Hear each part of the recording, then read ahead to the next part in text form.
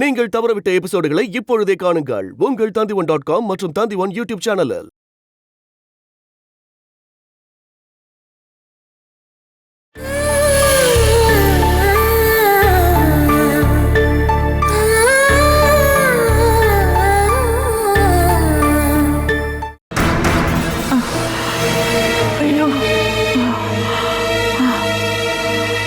அப்பா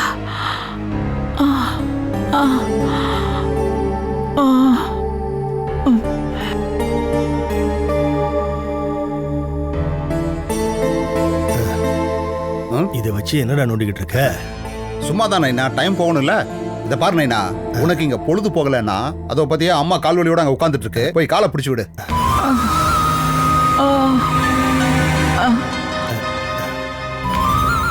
கால் வெடுக்கு வெடுக்குன்னு வலிக்குதுன்னு சொல்லிச்சு அம்மா. அப்படியா?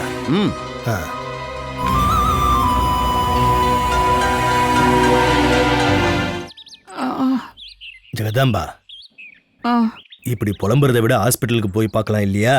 அதுக்கு பணம் வேணுமே. ஐயோ, முட்டி ரொம்ப வலிக்குது. இங்க இருந்து நொந்து போய் சாகணுங்கிறதா என் விதி போல இருக்கு. கடவுளே, என்னை இப்படி கஷ்டப்படுத்தாம சீக்கிரம் கூப்பிட்டுட்டாங்க. அவர் எங்க இருந்து உன்னை கூப்பிடுவாரு? என்ன மாதிரி நல்லவங்களையும் அவர் கூப்பிட மாட்டாரு, உன்ன மாதிரி ரொம்ப நல்லவங்களையும் அவர் கூப்பிட மாட்டாரு. டேய், உங்க அம்மா வலியால கத்திக்கிட்டு இருக்காடா. இங்கே அம்மா வலி. அவளை கொஞ்சம் ஹாஸ்பிட்டலுக்கு கூட்டிட்டு போடா. இல்லனா அந்த பாஸ்கர் வைத்தியர்கிட்ட போய் எண்ணெயும் தைலமும் வாங்கினது கூட. எண்ணெய் தேய்ச்சாலோ தைலம் தேய்ச்சாலோ இந்த வலி போக போறது இல்ல. ஏன்னா அம்மாவோட முட்டி ரொம்பவே தேய்ச்சி போச்சு. ஆனா நான் அதிகமா நடக்கிறது இல்லையே. எதுக்கு நடக்கணும்? நீதான் ஹாஸ்பிட்டலுக்கு மத்தவங்கள நடக்க வச்சிருக்கியே, அதுக்கான சின்ன தண்டனை தான் இதுன்னு நான் நினைக்கிறேன். எரும மாடு, போய் நீ என் வயித்துல வந்து பிறந்திருக்கியே. அதுக்கு நீ ரொம்ப ரொம்ப கொடுத்து வச்சிருக்கணும் மாமே. அப்படி இல்லாம இருந்திருந்தா இந்த ரெண்டு முட்டியும் தேஞ்சு போய் பெட்ல படுத்திருப்ப. அதெல்லாம் விடு. நடக்கும்போது முட்டியில ஏதாவது சத்தம் கித்தம் வருதா? அப்படி வந்துச்சுன்னா முட்டிக்குள்ள ஏதாவது தேய்மானம் ஏற்படும். சத்தம் வருதான்னு கேட்டுக்கிட்டு இருந்தம்மா. தேய்மானம் இருக்குன்னு நீ ஏற்கனவே என்கிட்ட சொல்லிருக்கலாம்ல நைனா. மம்மி, நாளைக்கு அதுக்கான மருந்தை நான் உனக்கு வாங்கிட்டு வரேன். உன்னோட மருந்தெல்லாம் தேவையே இல்லடா. ஜெகதம்பா, ஒரிஜினல் நாட்டுக்கோழியோட முட்டியை எடுத்து காலங்காத்தால வெறும் வயிற்றுல பச்சையா சாப்பிட்டா போதும். ஒரே வாரத்துல வித்தியாசம் தெரியும் பாரு. நேரத்துக்கு நேரம் சாப்பிடறதுக்கே எனக்கு வழி இல்ல, இதுல கோழி முட்டை. இங்க பாரு, நம்ம சுமேஷ் கிட்ட சொல்லி எங்கேயாவது தேடி நாட்டுக்கோழி முட்டை வாங்கிட்டு வர சொல்லு. நீ வெள்ளை கருவை சாப்பிடு, நான் மஞ்சள் கருவை சாப்பிட்டுக்கிறேன். நீ எல்லாத்தையும் சாப்பிடுவ. எனக்குன்னு 3 பசங்க வந்தப்ப நான் ரொம்பவே சந்தோஷப்பட்டேன். எனக்கு ஒரு பிரச்சனை வந்துச்சுன்னா 3 பேர் கூட இருப்பாங்கன்னு நினைச்சேன். ஆனா இப்ப ஒருத்தன் கூட திரும்பி பாக்குறது இல்ல. இப்ப வேணு ஜெயில இருக்கான், எனக்கு வேலையும் இல்ல, வருமானம் இல்ல. சுமேஷுக்கு தானே நீங்க சொத்தெல்லாம் எழுதி கொடுத்துருக்கீங்க, அவனே உன்னை கண்டுக்கல. உனக்கு என்ன கிடைச்சதுன்னு பார்த்ததுக்கு அப்புறம் தான் அப்பா அம்மாவுக்கு செலவுக்கும் ட்ரீட்மெண்ட்டுக்கும் காசு கொடுப்பேன்னு. சொல்ல போனா அப்படித்தானே, கொடுத்தாதான் கிடைக்கும். அதுல இருந்து ஜிஎஸ்டியும் புடிச்சுக்குவேன். அதோ அவன் வரான் பாரு. அதோ வந்துட்டு இருக்கான் பாரு உன் செல்ல மவன்.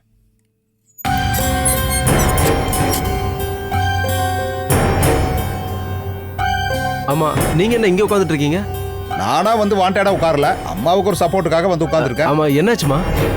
உள்ள போகலான்னு வந்தேன், பயங்கரமான முட்டி வலி, அதான் இங்கேயே உட்காந்துட்டேன். இங்க பாருங்க, உங்களோட மூட்டு வலிக்காக நான் மருந்தும் தைலத்தையும் வாங்கிட்டு வந்திருக்கேன். அதுவும் உங்களுக்கு ரொம்ப ரொம்ப பிடிச்ச பாஸ்கர் வைத்தியர்கிட்ட இருந்து வாங்கிட்டு வந்தேன்.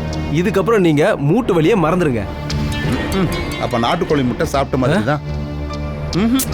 நீங்க ஏன் ரூமுக்கு போங்க. ஆஷா, நீ எதுக்கு அவளை கூப்பிடுற? அவ இந்த வீட்டுக்கு மகாராணியை நினைச்சுக்கிட்டு இருக்கா, அதை நம்ம மாத்தணும் இல்லையா? ஏண்டி ஆஷா? நானே இதை எடுத்துட்டு போய் தேய்ச்சுக்கிறேன்டா. என்ன சொல்லுங்க. இங்க வாடி.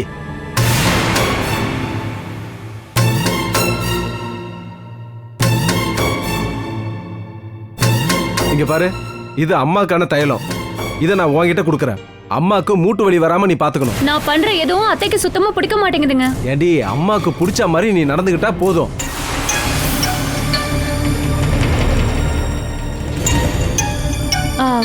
உங்களோட அம்மானா எனக்கும் அம்மா தானுங்க. ஐயோ, உன் வீட்டுக்காரரோட அப்பா தான் இங்க நிக்கிறாரு. அம்மா, நீங்க வாங்கம்மா, உங்களுக்கு எந்த குறையும் வராம நான் பாத்துக்கிறேன்.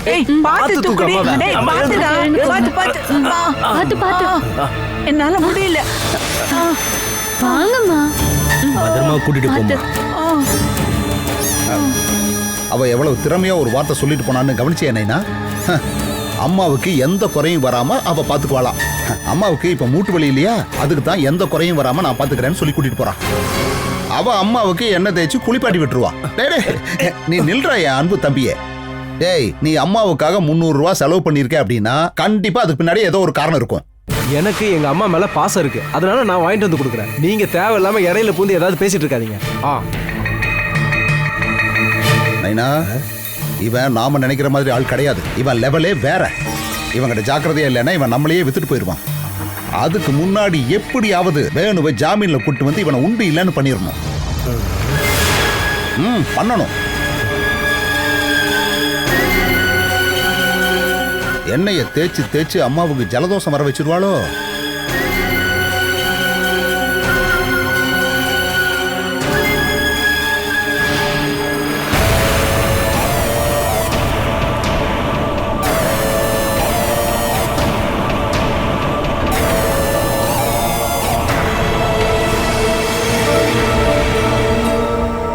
மழைக்காலம் வந்துச்சுன்னா துணியை காய வைக்கிறதுக்கு இடமே கிடைக்க மாட்டுது. வெளியே வெயில் அடிக்குதுன்னு துணியை காய வைக்க வந்தா உடனே மழை வந்துருது. ஹை ரேஞ்ச் வாடகை வீட்டை காலி பண்ணும்போது அவங்க என்னை கட்டாயப்படுத்தி அட்வான்ஸ் பணத்தை என் கையில கொடுக்கும்போது 1 மாசத்தை நான் ஓட்டிடுவேன். அதுக்கப்புறம் என்னுடைய தைரியம் குறைஞ்சிரும். அதுக்கு முன்னாடி நான் ஒரு வேலையை பார்க்கலான்னு நினைக்கிறேன்க்கா. பாலா, இந்த ஊர்ல வேலை எங்கம்மா கிடைக்குது? நீ ஏற்கனவே செஞ்சிட்டு இருந்தால அந்த வேலைக்கு வேற ஒருத்தவங்கள சேர்த்துட்டாங்க. நீங்க வேலை பார்க்குற ஆபீஸ்ல ஏதாவது ஒரு வேலை. ஓணம் முடிஞ்சதுக்கு அப்புறமா தாம்மா புது ஆளை வேலைக்கு எடுக்க போறாங்களாம். அப்படி இல்லைன்னா வேற யாராவது வேலையை விட்டுட்டு போகணும். நீ இங்கதான் நின்னுட்டு இருக்கியா? உள்ள நீங்க 2 பேரும் இல்லாததுனால ஏதாவது ஊரை விட்டு எங்கேயாவது போயிட்டீங்களோன்னு நான் நினைச்சிட்டு இருந்தேன். ஊரை விட்டு போனா நீங்க தப்பிச்சிருவீங்க. அப்படின்னா தொட்டில தூங்கிட்டு இருக்கிற அந்த குழந்தைய என்ன பண்றது? ஒரு குழந்தைய பாத்துக்கிறதுக்கான தகுதி கூட உங்களுக்கு இல்லையா? பெரிய ரிஸ்கான வேலையெல்லாம் செய்யாதீங்க, பிரஷர் அதிகமாயிரும்னு டாக்டர் என்கிட்ட சொல்லியிருக்காரு. அதனால தானே நான் இப்ப வேலைக்கு போயிட்டு இருக்கேன். கேட்டியா பாலா? பொண்டாட்டிய வேலைக்கு அனுப்பிட்டு அவ சம்பாத்தியத்துல வாழ்ற புருஷன்னு கெட்ட பேர் எடுக்கிறதுக்கு எனக்கு கொஞ்சம் கூட விருப்பமே இல்ல. நான் இவகிட்ட 100 தடவை சொல்லிட்டேன், எந்த வேலைக்கும் போக வேண்டாம், பேசாம வீட்லயே இருன்னு சொன்னேன். கேட்டதானே? நீங்க சொல்றத நான் கேட்டுட்டு உட்கார்ந்துட்டு இருந்தா குடும்ப பட்னியா தான் கிடைக்கும். அதனாலதான் கஷ்டமா இருந்தாலும் நான் வேலைக்கு போறேன். வேலை செஞ்சு வாழ்றது உனக்கு சந்தோஷமா இருந்தா நான் எதுக்காக அந்த சந்தோஷத்தை கெடுக்கணும்? என்ன பாலா? பொண்டாட்டிக்கிட்டயும் ஃபேமிலி கிட்டயும் நல்ல பொறுப்பா இருக்க புருஷன் கிடைக்கிறதுக்கு புண்ணியம் செஞ்சுக்கணும். அப்ப புண்ணியம் கிடைக்கிற மாதிரி புருஷன் உனக்கு கிடைக்கலன்னு சொல்ற? நான் பொதுவா சொன்னேங்க.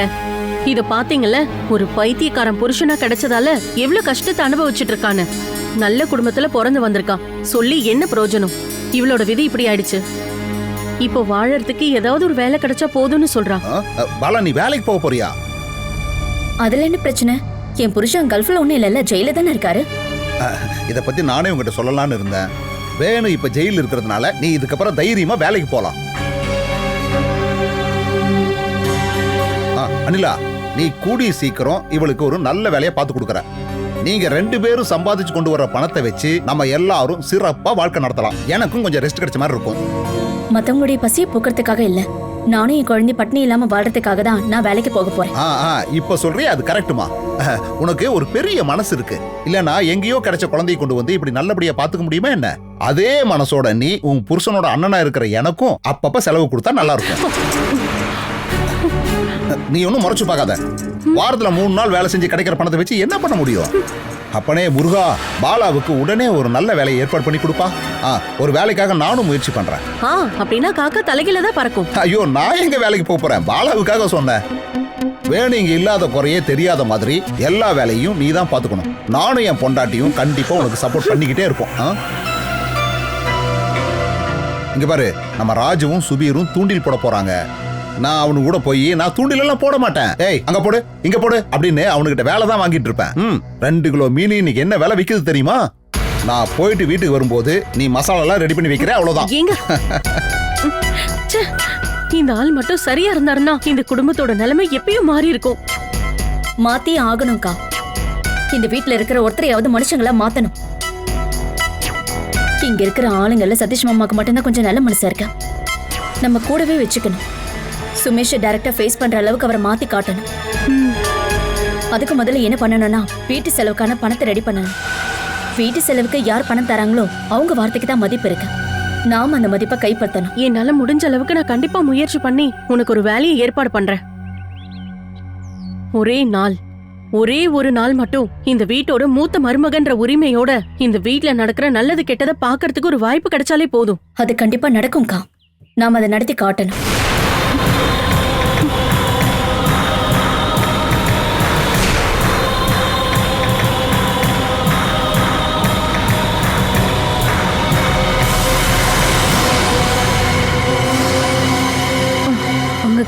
தைலம் தேய்ச்ச உடனே பாதி வலி குறைஞ்சிருக்கும்லம்மா. இப்போ கொஞ்சம் பரவாயில்ல. நாளைக்கு காலையில எண்ணெயை தேய்ச்சு சின்னதா அப்படியே ஒத்தடம் கொடுத்தா எல்லா வலியும் பறந்து போயிடும். நீங்க கூட நினைக்கலாம் என்ன இவ திடீர்னு பாசம் காட்டுறான்னு. என்னோட அம்மாவுக்கு 45 வயசு தான் இருக்கும். ஆனா என்னை விட ஹெல்தியா இருப்பாங்க. எங்க வீட்ல வயசான அம்மாவும் மாமியாரும் வேற யாரும் இல்ல. எனக்கு அந்த அளவுக்கு ஒண்ணும் வயசு ஆகல. அப்படி நான் சொன்னேனா? நீங்க தான் அழகு ராணியாச்சேம்மா. என் வீட்ல வயசானவங்க யாரும் இல்லாததுனால எனக்கு எப்படி நடந்துக்கணும்னு தெரியாம போச்சுமா. அதான் இந்த பிரச்சனையெல்லாம் நடந்திருக்கு. அதுக்கான பிரச்சனை மட்டும் இல்ல, உன் வீட்டுல பணம் இருக்குங்கிற திமிரு உனக்கு நிறையவே இருக்கு. என்ன பார்த்தா அப்படி சொல்லுவாங்களா? அச்சோ, ஏன் அப்படி சொல்றாங்கன்னு தெரியல. சொல்ல போனா நான் ஒரு அப்பாவிமா. நீங்க பாருங்க, ஒரே ஒரு மாசத்துக்குள்ள ஆஷா மாதிரி ஒரு மருமகளை கடவுளே கொண்டு வந்து விட்டுருக்காருன்னு உங்க வாயாலேயே நீங்க சொல்லுவீங்க. நீ கண்டிப்பா அனுபவிக்க போற கிழவி. என்னோட பாசத்தை நீங்க பார்க்காமலே இருக்கீங்க. உன்னோட பாசம், பாதுகாப்பு, அரவணைப்ப நம்பி நான் வாழல. அப்படிலாம் சொல்லாதீங்க. நான் பாசத்தை காட்டி கொல்லுவேன். ஐயோ, அப்படிலாம் நினைச்சுக்காதீங்க. என்னோட பாச மழையால நீங்க நனைய போறீங்க. இனிமே உங்களுக்கு என்ன வேணும்னாலும் நீங்க என்ன கூப்பிடுங்க. என்கிட்ட சொல்ல கஷ்டமா இருந்தாலும் என் வீட்டுக்கார உடனே கூப்பிடுங்க. இங்க பாருங்கம்மா, என்னோட அறிவு கெட்ட தனத்தால நான் உங்ககிட்ட ரொம்ப மோசமா நடந்துக்கிட்டாலும் இல்ல பேசியிருந்தாலும் நீங்க என்ன மன்னிச்சிருங்க. நீங்க எங்கே இருங்க, உங்களுக்கு சூடாட்டி எடுத்துட்டு வரேன். கிழவி, உன்னை என்ன பண்ண போறேன்னு பாரு. இவளோட பாசம் எல்லாம் யாருக்கு தேவை? இவ மனசுக்குள்ள என்னமோ வச்சுக்கிட்டு தான் இந்த மாதிரி எல்லாம் பண்ணிட்டு இருக்கா.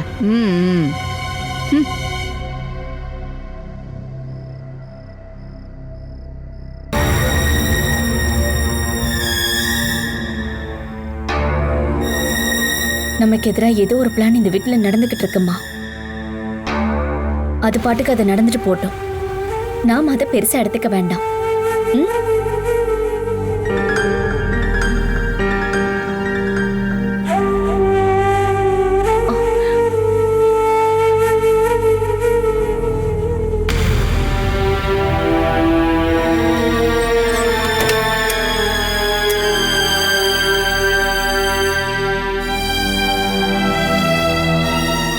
அத்தையே சகிச்சுக்கவே முடியல.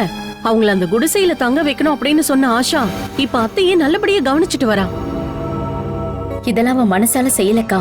இது எல்லாமே சுமேஷோட பிளான். எப்படியாவது அவங்க அம்மாவை ஏமாத்தி கூட வச்சுக்கிட்டாதான் என்ன இந்த வீட்ல இருந்து அனுப்ப முடியும். வீட்டை ஜப்தி பண்ணாம இருக்கிறதுக்கு வட்டியை கட்டி ரெனிவல் பண்ணதுக்கு அப்புறம் ஆஷா இந்த வீட்டோட மகாராணி ஆயிட்டா. அதெல்லாம் அத்தை மறப்பாங்களா என்ன? அவ தேவையில்லாத வேலை பண்ணிருந்தாலும் அவளை எதிரியா பார்த்தாலும் பணத்தை பார்த்ததும் அத்தை அது எல்லாத்தையுமே மறந்துடுவாங்க. அக்கா, நீங்க தினமுமே 100 200 அவங்க கிட்ட கொடுத்து பாருங்களேன், அவங்க உங்க பக்கம் இருப்பாங்க. அத்தையை கூட வச்சுக்கிட்டு ஏதோ பெருசா பிளான் பண்றாங்கன்னு நினைக்கிறேன். உன்னை எப்படியாவது அவ இந்த வீட்டை விட்டு வெளியே அனுப்புனா அவ ஜெயிச்சிடுவா. பலத்தை யூஸ் பண்ணி என்ன அவனால இங்க இருந்து அனுப்ப முடியாது. நீயும் பாப்பாவும் கொஞ்சம் பாதுகாப்பா இருக்கணும் பாலா. இதுக்கப்புறம் அவன் என்ன மிரட்டினா அப்படின்னா என் குழந்தையோட உயிர் ஆபத்துல இருக்கு அப்படின்னு சொல்லி போலீஸ் ஸ்டேஷன்ல நான் கம்ப்ளைண்ட் கொடுத்துருவேன். அப்படி நீ பண்றதுதாம்மா ரொம்ப ரொம்ப நல்லது. அது மட்டும் இல்லாம உனக்கு இந்த வீட்ல நல்ல பாதுகாப்பு கிடைக்கும்னு எனக்கு தோணவே இல்ல பாலா. பட்னியா இருக்காம அவங்க சாப்பிட்டது போக மீதிதான் எனக்கு கிடைக்குது பாலா. அப்படி இல்லாம இருந்தா நம்ம ஒரு வாடகை வீட்டுக்கு கூடி போய் அங்க தங்கிக்கலாம். இப்படி பயந்து வாழ வேண்டிய அவசியம் இல்ல. நான் எதை பார்த்தும் பயப்பட மாட்டேன்க்கா. வாழ்க்கையில நான் தனியா இருக்கேன் அப்படின்னு தோணும் போது நமக்கு ஒரு பலம் வரும் இல்ல, அது எனக்கு இருக்கு.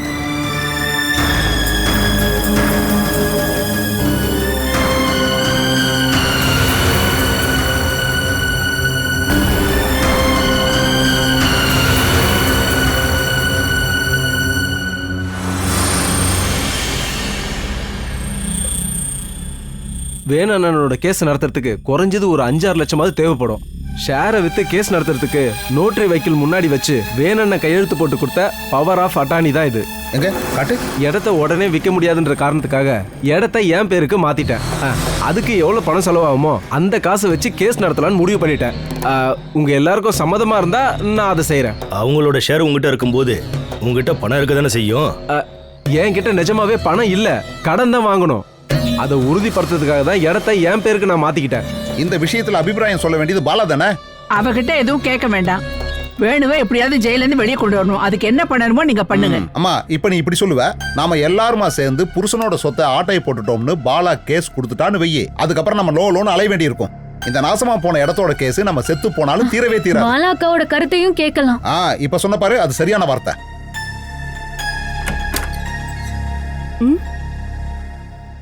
வேணுவை பத்தி கொஞ்சம் பேசணுமா, நீ கொஞ்சம் வாமா.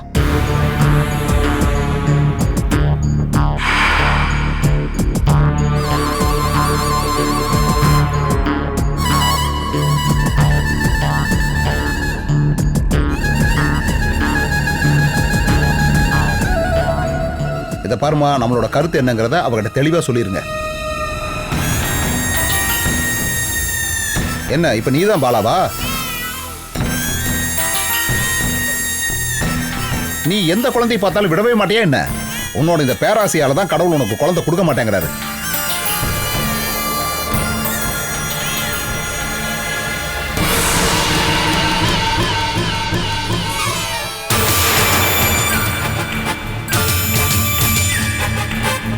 புருஷன் ஜெயில இருக்கான், இவ வருத்தப்படுற மாதிரி தெரியலையே.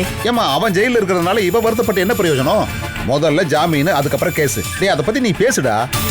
வேணண்ணனை ஜாமீன்ல எடுக்கிறதுக்கும் கேஸ் நடத்துறதுக்கும் பணம் வேணும். அதனால வேணண்ணன் பேர்ல இருக்க ஷேரை அவர் விற்க சொல்லிட்டாரு.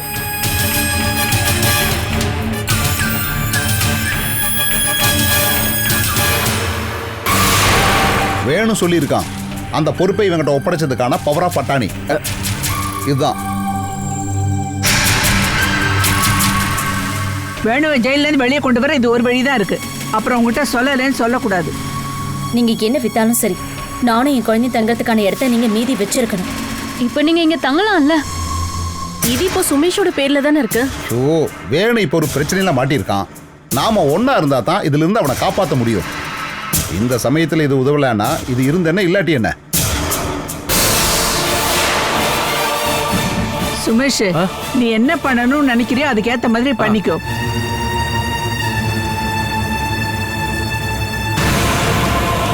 அந்த அரை ஏக்கர்ல ஒரு 10 சென்ட்டை இவளுக்காக ஒதுக்கி வச்சுட்டு மீதி இருக்கிற இடத்த வித்தாலே போதும். அதெல்லாம் எதுவும் நடக்காது. என் கண்ணு முன்னாடி அவ அந்த இடத்துல ஓலை குடிசை போட்டு இருக்க வேண்டாம்.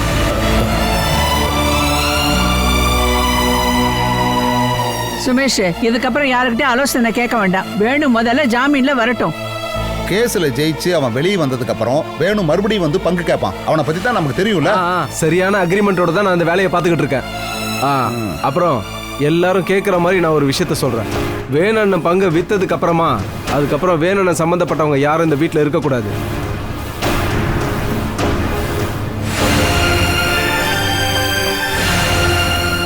அப்புறம் இதை சாக்கா வச்சு யாரும் எதுவும் பேசக்கூடாது. வா ஆஷா, போலாம். பாலா, குழந்தைய கொஞ்சம் பொடி.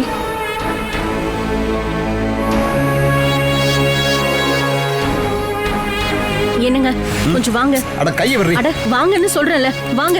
என்ன? அட வாங்க. அட வாங்க. அறிவிலையா? வாங்க. போங்க. போங்க, நான் சொல்றத கொஞ்சம் கேளுங்க முதல்ல. போங்க. போங்கன்னு சொல்றேன்ல, உள்ள போங்க.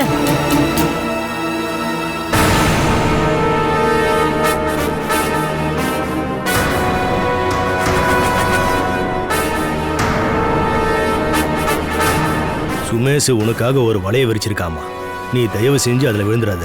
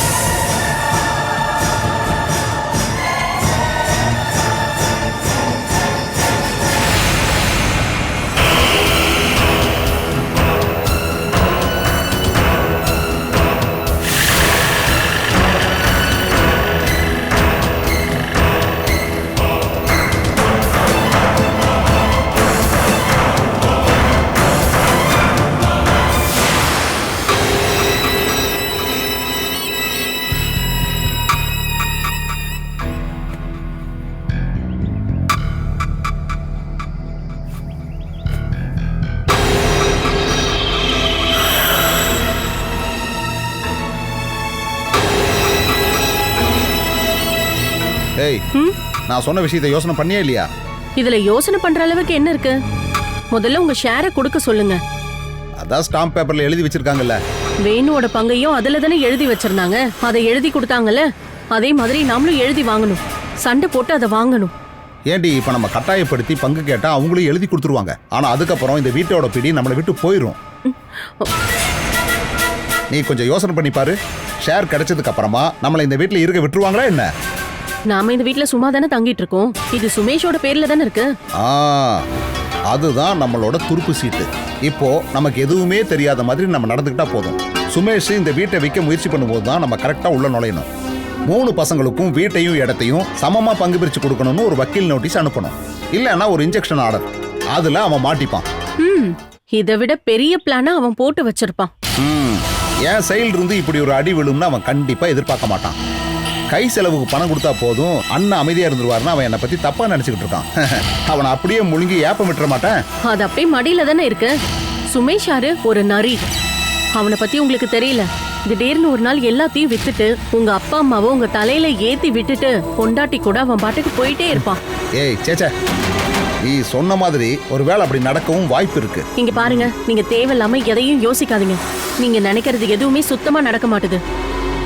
1/2 ஏக்கரா இருந்தாலும் 1/2 ஏக்கர். நாம அதை எழுதி வாங்கணும். ஏய், இதோட டாக்குமெண்ட் பேங்க்ல இருக்கு. பாலத்தோட வேலை முடிஞ்சதுக்கு அப்புறமா இங்க இருக்கிற இடத்தோட விலை 3 மடங்கு அதிகம் ஆகும்னு எல்லாரும் சொல்றாங்க. இருந்தாலும் சுமேஷ் லோனை கட்டினதுக்கு அப்புறம் நம்ம டாக்குமெண்ட்டை திரும்பி வாங்கும்போது நாம இதை வித்துறலாம்ல. ஏய் இங்க பாரு, நீ எனக்கு கொஞ்சம் டைம் கொடுத்தா நல்லது. அந்த 1/2 ஏக்கர் மட்டும் இல்ல, இந்த வீட்டோட ஒரு ஷேரையும் நான் வாங்க போறேன்.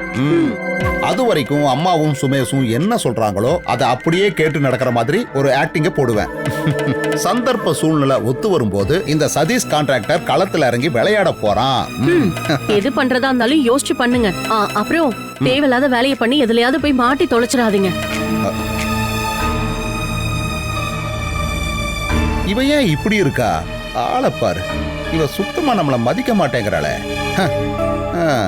இந்த சதீஷ் யாருங்கிறத கூடி சீக்கிரம் இவ தெரிஞ்சுக்குவா. இவ மட்டும் இல்ல, இந்த வீட்டுல இருக்கிற எல்லாரும் தெரிஞ்சுக்க போறாங்க.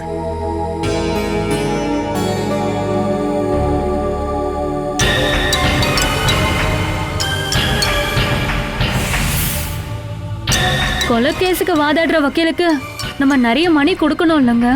இந்த கேஸ்ல இருந்து அண்ணன் வெளியில வரணும்னா அட்வொகேட்டை வைக்கணும். அவங்க கேட்குற பணத்தையே நம்ம கொடுக்கணும். ஆனா உங்க கையில எங்கெங்க பணம் இருக்கு? ஆனா வேணும்னு இந்த கேஸ்ல இருந்து தப்பிக்கணும்னு யார் ஆசைப்படுறாங்க?